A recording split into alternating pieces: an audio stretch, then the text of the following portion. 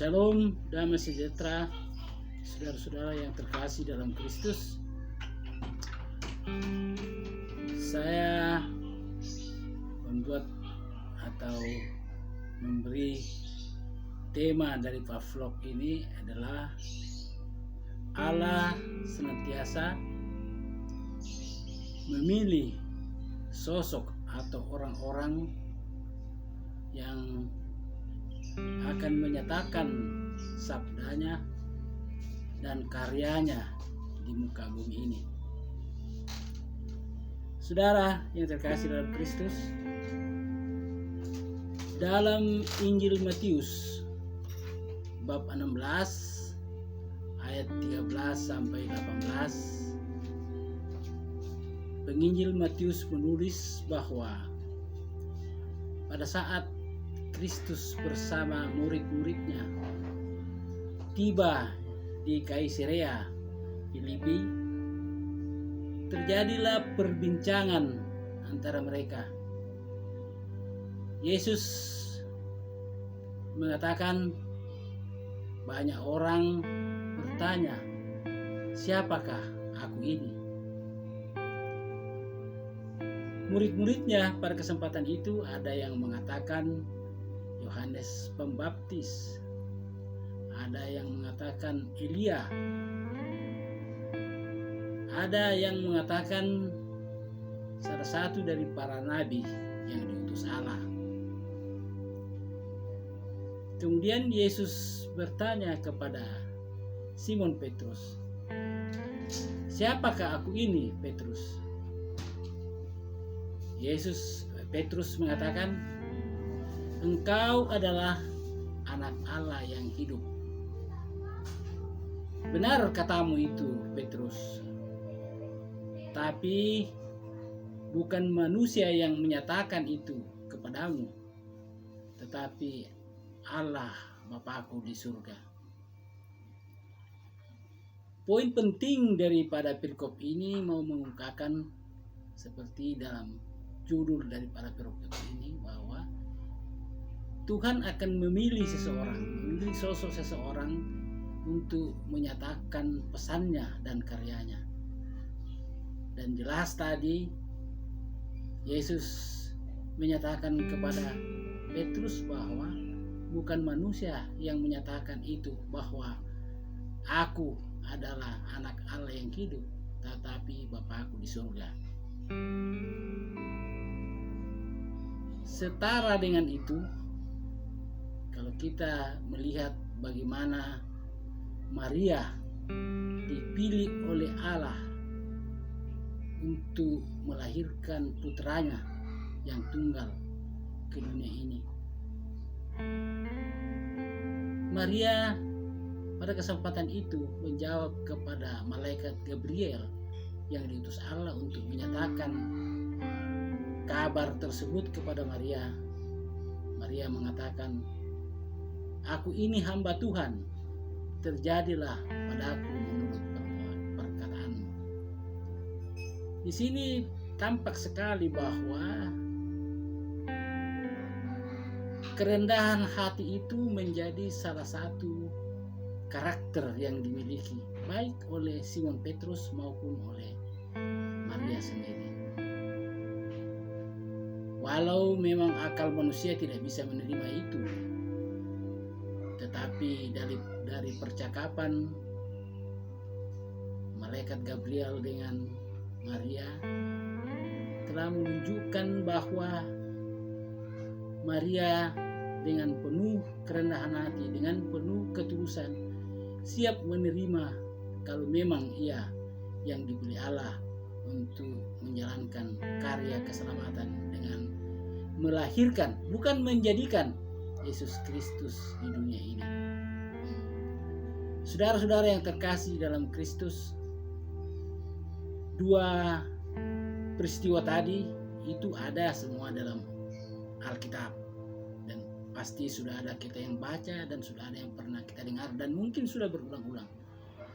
Ini kan hanya untuk menegaskan kembali bahwa Tuhan dalam berkarya, Tuhan dalam menyampaikan sabdanya kepada umat manusia itu selalu melalui orang-orang yang ia pilih sendiri, dan ia tahu persis orang tersebut bahwa inilah yang mampu menjalankan apa yang dikehendaki oleh Allah.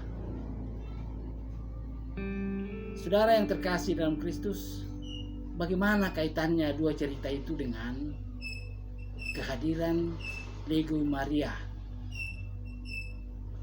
yang sudah berusia 100 tahun pada tahun ini? Ya, dimulai dengan pendaftaran pertama, presidium pertama itu pada tanggal 7 September 1921. Siapa di balik kehadiran Legio Maria ini?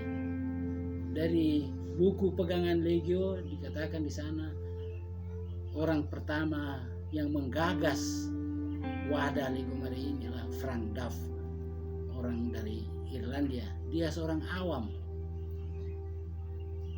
dan mata iman saya melihat kalau dia bisa sampai saat ini berusia 100 tahun, berarti kehadirannya itu bukan semata-mata oleh karena inisiasi daripada Frank Duff, tetapi Tuhan berada di belakangnya. Tidak mungkin itu bisa terjadi kalau 100 tahun terakhir ini dia akan berjalan sendiri. Pasti Roh Kuduslah yang menuntun lembaga ini, wadah ini, hingga bisa sampai pada usia 100 tahun. Sama dengan cerita dua hal yang saya kemukakan di depan tadi. Meski memang cerita Legio ini tidak ada dalam Alkitab, tapi dalam perjalanannya kita tidak bisa menafikan bahwa hanya Roh Kuduslah yang bisa melakukan hal itu, sehingga dia masih bisa hidup sampai sekarang. Bapak, Ibu, dan saudara-saudara sekalian, jadi kehadiran Legio ini bukan sekadar ciptaan manusia seperti organisasi wadah lain yang campur tangan Tuhan tidak ada di dalamnya. Tapi yakinlah bahwa Legio Maria hadir karena Tuhan menghendaki, dan Tuhan bersedia menuntun dia sampai akhir zaman. Kemudian bagaimana dengan kita yang sudah terlibat di Legio? Saya sendiri terlibat di Legio masih balita, masih di bawah 5 tahun.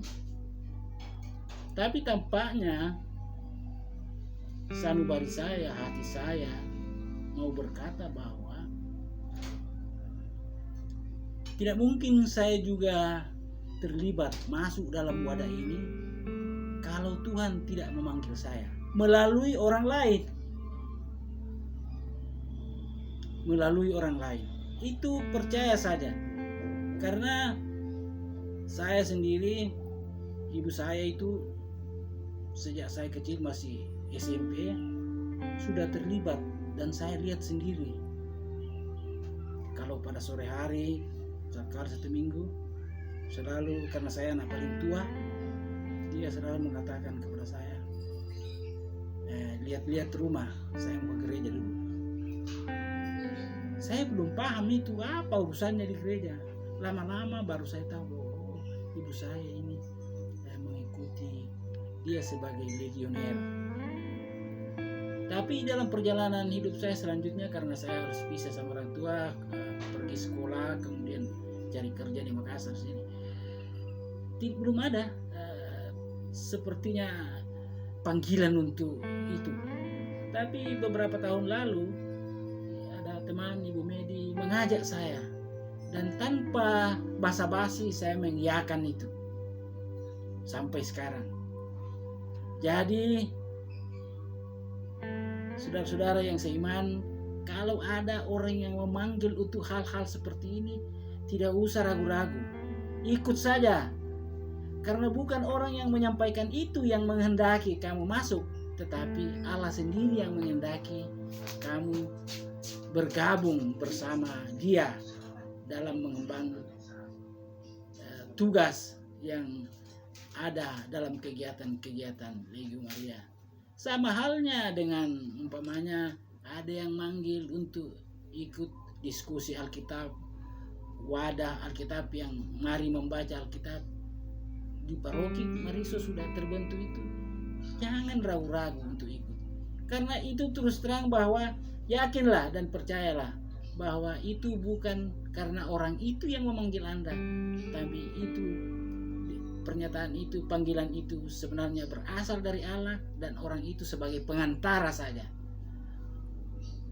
Saya pikir begitu pengalaman saya melihat Legio ini. Jadi sekali lagi jangan ragu-ragu untuk kalau ada yang panggil ikut.